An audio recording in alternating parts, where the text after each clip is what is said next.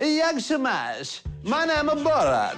I'm journalist for Kazakhstan. Bonjour à tous et bienvenue dans cette nouvelle vidéo et aujourd'hui je reviens sur Borat. Alors non, Borat ce n'est pas la meilleure comédie américaine, on va dire que c'est une des meilleures comédies américaines, en tout cas celle qui me fait le plus marrer au monde. Et puis surtout, c'est une comédie qui va passer la plupart de son temps à te tester, toi spectateur, à tester tes limites, à tester ton premier degré, ton second degré. Enfin en gros, c'est une comédie qui va passer son temps à te tester et c'est ça qui est absolument jubilatoire dans Borat. My government sent me to USA to make a movie film. Please, you look. Alors il faut savoir que Borat est évidemment co-scénarisé par Sacha Baron Cohen. L'histoire, je crois, est aussi de Sacha Baron Cohen, mais également d'un certain Todd Phillips. Et Todd Phillips, pour rappel, c'est le réalisateur du très récent Joker, également aussi des comédies genre Very Bad Trip et tout ça, mais en 93, Todd Phillips signe un documentaire sur un artiste punk, Gigi Allen. Et donc ce Gigi Allen était très connu pour son comportement excessif, addiction aux drogues, alcoolisme, comportement violent, agression physique sur le public, ses shows sur scène en mode exhibitionniste, défécation sur scène, attaque du public, langage obscène, en gros un film totalement punk sur un punk. Et alors quel est le rapport avec Borat, me direz-vous? Pas grand chose, si ce n'est que finalement ce film Borat, pas le personnage mais ce film Borat, a des allures un peu d'esprit punk pour moi. Ça a toujours été cet esprit-là et c'est marrant de constater entre autres que l'histoire a été développée par ce Todd Phillips qui est finalement assez fasciné par le mouvement punk. Is it not a problem that a woman have a smaller brain than a man? That's it. Okay. We're finished. Alors Borat, c'est un film qui passe son temps à faire des blagues qu'on ne peut pas faire. Enfin, en 2020, qu'on ne pourrait plus faire. En 2006, ça passait encore, on va dire. Allez, c'était la limite. Mais je ne suis pas certain qu'en 2020, Sacha Baron Cohen puisse sortir un film comme Borat. Soyons très clairs. C'est un film qui fait feu de tout bois. Et c'est ça qui est absolument jouissif dans le film. C'est-à-dire que je pensais, moi, à l'époque de la sortie du film, que ça allait être un peu, si tu veux, un espèce de Michael Moore en mode beaucoup plus humoristique, bien sûr, et qui passe son temps pendant 1h30 à dézinguer l'Amérique. Alors je me suis dit, ouais, ok, c'est sympa, mais on l'a vu un peu 100 000 fois, c'est-à-dire de dire que l'Amérique de Bush, c'est une Amérique, oulala, horrible et tout ça. On l'a un peu vu 1 milliard de fois et j'ai très peur de la redite. Et en fait, quand on commence le film, on se rend compte que ça va être beaucoup plus punk que ça, que ça va être beaucoup moins politiquement correct que ça. En gros, Borat, ça va être le film totalement, mais alors là, pour le coup, totalement politiquement incorrect, disons-le. Please, you come see my film.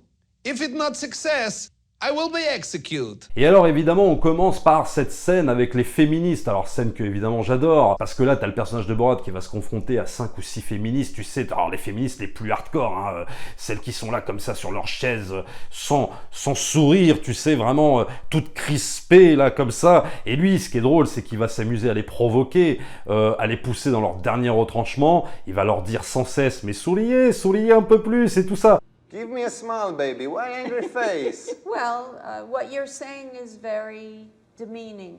Et alors plus tu leur dis ça, plus elle se contracte encore plus, elle se crispe encore plus, et c'est ça qui est super drôle. Donc il a bien capté, si tu veux, l'état d'esprit de ces féministes hardcore qui sont là dans leur bataille, dans leur revendication ultime. Et alors ultime provocation dans cette scène, c'est qu'à un moment donné elle parle et lui carrément ça passe sur lui et t'entends sa voix off qui dit oui moi mon but c'est de retrouver la fille en rouge et tout ça, Pamela Anderson, parce que on va lui donner un arc narratif quand même à ce Borat. Bah oui, parce que son arc narratif c'est quoi? C'est de partir du Kazakhstan et de retrouver finalement Pamela Anderson, bon, pour la ramener au Kazakhstan. Non mais c'est juste improbable. Bon, c'est super drôle et c'est justement une scène c'est une des premières scènes qui va tester en fait jusqu'où tu peux avoir de l'humour, jusqu'où tu vas aller dans la provocation, jusqu'où il va t'emmener en fait. Hello, nice to meet you. I'm new in town. Well, I want to say hello.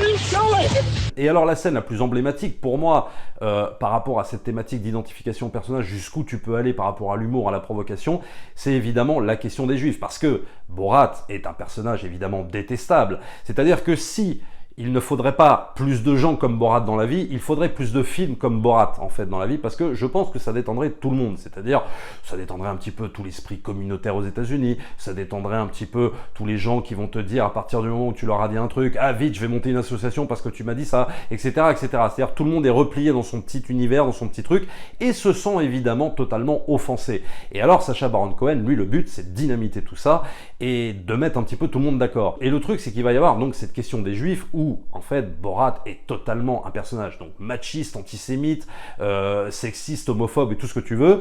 Et donc le truc c'est qu'il va avoir cette scène incroyable où il va se retrouver donc chez un couple de retraités d'origine juive, et le truc c'est que Sacha Baron Cohen va pousser le curseur hyper loin dans cette scène parce qu'il va la mettre en scène façon film d'horreur. Tu vas avoir les gros plans sur les cadres avec des rabbins et tout ça, et lui il va le filmer comme s'il était dans une maison hantée et tout ça. Et on va avoir cette fameuse scène où tu vois des cafards sous la porte, lui il va dire ah là là ils se sont métamorphosés en cafards, vite faut leur donner des billets pour qu'ils s'enfuient et tout ça. Donc c'est extrêmement drôle, mais ça va te confronter aussi à tes propres stéréotypes que tu pourrais avoir justement sur les juifs et tout ça.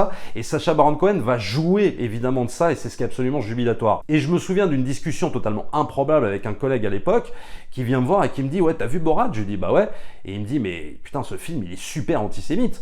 Bah, je lui dis non, t'as rien compris, en fait c'est tout l'inverse, c'est-à-dire que dans cette séquence-là, Sacha Baron Cohen, il passe justement son temps à dénoncer l'antisémitisme. Il le fait dans une première scène qui se passe au Kazakhstan, où il y a le lâcher de juifs et tout ça, machin, etc. Donc déjà, c'est extrêmement drôle, mais tu comprends très vite que le personnage, bon bah, il est antisémite. Pour Borat, les juifs sont les responsables de tous les maux de la terre et tout ça, il le répète à plusieurs reprises. Et puis il va y avoir cette fameuse séquence dans la maison. Là où Sacha Baron Cohen est extrêmement pervers, extrêmement manipulateur, c'est que lui va jouer avec le processus d'identification au cinéma avec un héros. Et le problème dans Borat, c'est que le héros du film et la personne à travers qui tu vas voir tout le film, bah, c'est Borat justement. Et c'est là où Sacha Baron Cohen est un véritable salopard. Moi je t'ai pris ce héros-là en point de départ et tu vas voir tout le film à travers ses yeux. Va falloir que, quelque part, tu vas être obligé un peu de t'attacher à lui. Et c'est là où est la perversion, j'ai envie de te dire, de Sacha Baron Cohen, et l'ultime provocation par rapport même au spectateur. C'est-à-dire, le but, c'est de provoquer le spectateur et de te faire sentir mal à l'aise, en fait. Et c'est là où il peut y avoir une confusion entre les gens qui pensent que c'est un film antisémite parce que, quelque part, tu es obligé de t'identifier à un personnage comme Borat, alors que, très clairement, Sacha Baron Cohen te dit bah non, il vaut mieux éviter de s'identifier à lui, mais en même temps, c'est le personnage principal. Et en plus, perversion ultime, Sacha Baron Cohen, des fois, arrive à te le rendre attachant, ce fameux Borat. C'est là où c'est le pire. C'est que des fois tu te dis ah ouais le pauvre quand même, merde, il se fait jeter de partout, ah là là, est-ce qu'il va réussir à trouver Pamela Anderson? Alors que le mec, il est sexiste, il est homophobe, il est antisémite, enfin c'est genre le personnage mais horrible par essence quoi. Et le truc c'est que justement, c'est ça qui est drôle, c'est que Sacha Baron Cohen va jouer avec cette question d'identification. You have to leave. Very nice. How much?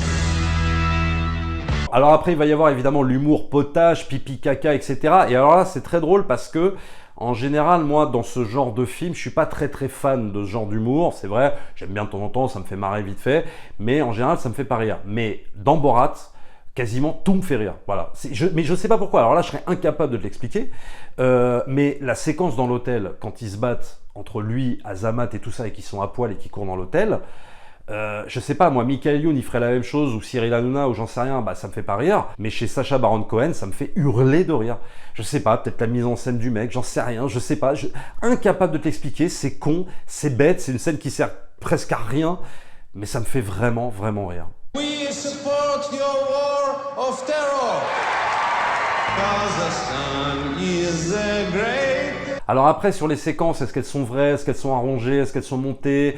J'ai envie de te dire que c'est pas vraiment le problème. Le tout, c'est que ça fasse vrai, c'est que ça fasse véritable faux documentaire, c'est-à-dire que lui, on sait qu'il joue un personnage et qu'il va piéger des gens pour toi te provoquer du rire justement. Par contre, je pense que la séquence avec Pamela Anderson, bon, c'est clairement arrangé, c'est clairement voilà, voulu, mis en scène, puisqu'il faut utiliser quand même l'image de Pamela Anderson, donc voilà, on peut pas le faire à son insu. Clairement, Pamela Anderson a eu de l'humour pour le coup, parce qu'il a fallu qu'elle joue un petit peu avec son image et tout ça. Et puis alors la scène improbable, avant qu'il veuille la kidnapper au Virgin Megastore, c'est cette scène où il se rend compte, où il est totalement déçu en fait du comportement de Pamela Anderson parce qu'il regarde un DVD avec des espèces de redneck et tout ça, et donc il va découvrir que Pamela Anderson taille des pipes à son mari quoi, voilà, et ça il est complètement déçu. Mais alors ça c'est une scène totalement improbable parce que t'as vraiment l'impression que là Borat est au fond du trou, il est là, non mais comment peut-elle me faire ça, enfin c'est juste mais exceptionnel. Et c'est là où justement Sacha Baron Cohen joue encore avec ce processus d'identification,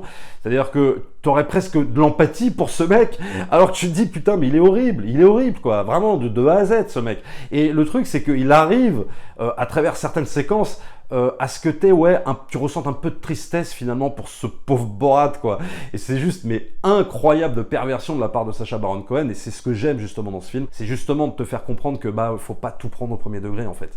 Il faut avoir du second, du troisième, du quatrième, du cinquième degré. Et quand tu regardes Borat, faut vraiment être dans cet état d'esprit là quoi. Il y a aussi évidemment les inévitables attaques contre l'Amérique. On va le voir évidemment faire caca au pied de la tour Trump. Et oui, en 2006 déjà, il chiait déjà sur Trump. Peut-être que Sacha Baron Cohen avait anticipé qu'un jour il deviendrait président et que voilà, et peut-être qu'un jour Trump découvrirait ces images. Alors ça c'est plutôt amusant. Puis tu vois le regard des gens et tout ça complètement ahuri, en train de voir un mec en train de chier au pied de la tour Trump. Tu vas avoir l'attaque aussi de l'Amérique quand Sacha Baron Cohen va te montrer les séquences dans l'église évangéliste où ils sont complètement tarés, bien évidemment. Donc ça, c'est aussi le but de Sacha Baron Cohen, de te montrer tous les travers de l'Amérique, bien sûr. On va aussi te montrer des séquences chez les rednecks, que Borat va prendre l'hymne américain, mais qui va y ajouter des paroles du Kazakhstan et tout ça dessus. Enfin bon, bref, des tas de trucs, et tu vois la réaction des mecs, ils ont envie de le tuer. Donc il va en fait passer son temps à tester l'Amérique aussi, il va les pousser dans leur dernier retranchement, il va prendre en fait, si tu veux, les travers, et il va les pousser, il va étirer les choses, et il va provoquer absolument tout le monde, mais aussi pour montrer comment fonctionne l'Amérique, quoi. Alors donc voilà, en gros, Borat, c'est un film que j'adore parce que c'est un film qui n'épargne absolument personne. C'est un film, je vous dis, qui fait feu de tout bois, qui est absolument totalement provocateur, qui est à mon sens un très bon film. Et comme je disais en début de vidéo, des personnages comme Borat, non, il en faut pas, mais il faut des films comme Borat, c'est-à-dire qui te permettent de retrouver finalement du second degré. Et c'est pour ça que j'en suis quasiment allé à 95% sûr que ce film Borat, tu ne pourrais pas le sortir maintenant. Je pense que Sacha Baron Cohen, s'il allait faire un tour sur Twitter, je pense qu'il se suiciderait tout le temps.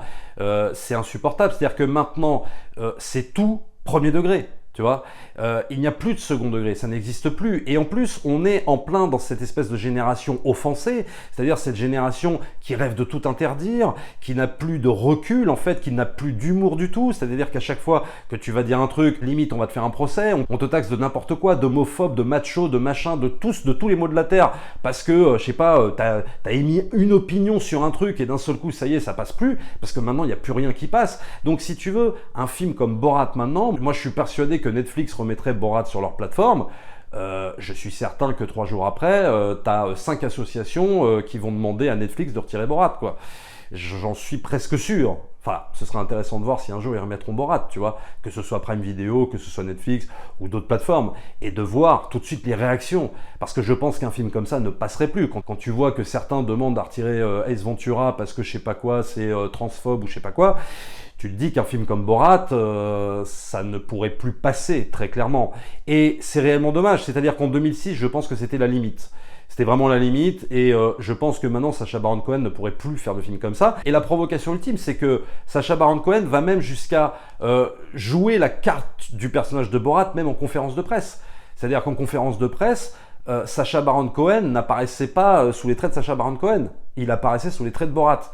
Et en fait, donc il s'est servi de ce personnage horrible pour même faire la conférence de presse. Tu vois, et tu as quand même des journalistes femmes à l'époque qui sont prêtés au jeu, puisqu'à un moment donné, tu as, je crois, la nana qui dirige la conférence, qui dit, bon bah allez, on va y aller, on va faire la conférence et tout, et tu as le personnage, et donc tu as Sacha Baron Cohen en Borat qui fait, mais vous êtes qui vous, je sais pas quoi, genre un peu en mode dédain, et la nana, avec de l'humour, lui répond, prostitute. Bah oui, puisque Borat dit que les femmes sont toutes des prostituées. Donc, si tu veux, à l'époque, tu sentais qu'il y avait encore de l'humour, qu'on pouvait plaisanter. Je suis pas sûr que Sacha Baron Cohen déguisé en Borat maintenant, ça passe, quoi, tu vois, et qu'il fasse encore de la provoque. Je suis pas certain que ça passe. Les gens n'ont plus d'humour, les gens prennent tout au premier degré. Comme on dit, la team premier degré. Mais c'est exactement ça, c'est symptomatique de notre époque. Donc si tu veux, un film comme Borat, c'est très très compliqué à faire accepter. Mais c'est une comédie que j'adore, pour peu qu'on ait de l'humour, pour peu qu'on prenne les choses un peu au second degré, et puis pour peu qu'on sache décoder ce qu'a voulu dire Sacha Baron Cohen dans son film, c'est ça qui est important, et surtout comprendre comment il a joué avec ce processus d'identification, comment il a cassé les codes à ce niveau-là, et de bien faire la distinction entre un personnage comme Borat, qui lui est totalement premier degré, et toi qui est peut-être censé un peu plus réfléchir sur toutes les questions justement qu'il va aborder, toutes les critiques qu'il pourrait faire, notamment sur les femmes, sur les juifs, je sais pas moi, sur les homosexuels et tout ce que tu veux. C'est important d'avoir du second degré, mais c'est des choses avec lesquelles aussi on peut plaisanter, et c'est ça qui est bien. Il faut pouvoir rigoler de ces choses-là. Tout tout n'est pas grave sur ces sujets-là, mais on peut se marrer de ces sujets-là, ça fait du bien. Et vraiment, je pense que cette société aurait bien besoin, je sais, je me répète, aurait bien besoin de films comme Borat. Abonnez-vous à la chaîne, likez, partagez bien sûr. N'oubliez pas aussi de vous rendre sur le lien Utip pour soutenir la chaîne, c'est toujours très important. Et nous, on se retrouve très vite pour une prochaine vidéo. Ciao!